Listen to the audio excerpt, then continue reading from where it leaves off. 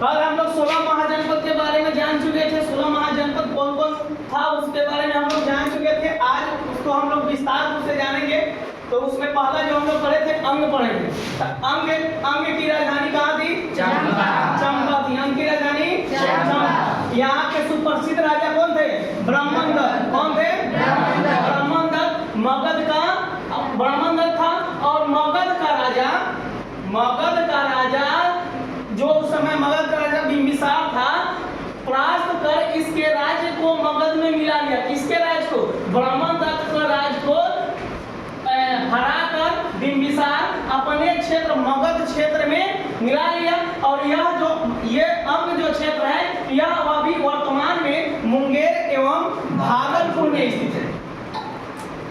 और दूसरा है मगध। यह 16 महाजनपद में से सबसे शक्तिशाली महाजनपद है। 16 महाजनपदों में से सबसे शक्तिशाली महाजनपद कौन है? मगध। इसकी पहली राजधानी कहाँ थी? गिरिब्रज, जिसको हम लोग राजगिरी बोलते हैं। बाद में इसकी राजधानी कहाँ कर दी गई? पाटलिपुत्र हो गई।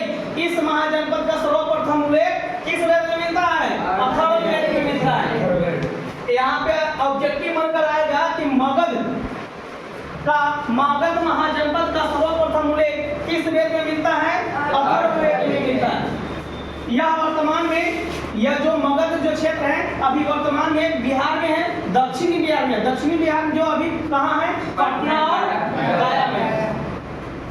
तीसरा हम लोग है पढ़ेंगे काशी के बारे में तीसरा पढ़ेंगे। तो इस राज्य की राजधानी कहाँ थी? बनारस या वाराणसी।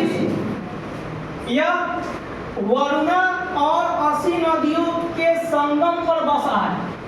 यह जो काशी जो था किस अब यहाँ पे ऑब्जेक्टिव बन के आ जाएगा कि वरुणा और असी नदी काशी किस नदियों के संगम पर बसा हुआ है? वरुणा और असी नदियों के संगम पर बसा हुआ है। और काशी जो क्षेत्र था, काशी जो महाजनपद था, वर्तमान में किस क्षेत्र में अभी स्थित है?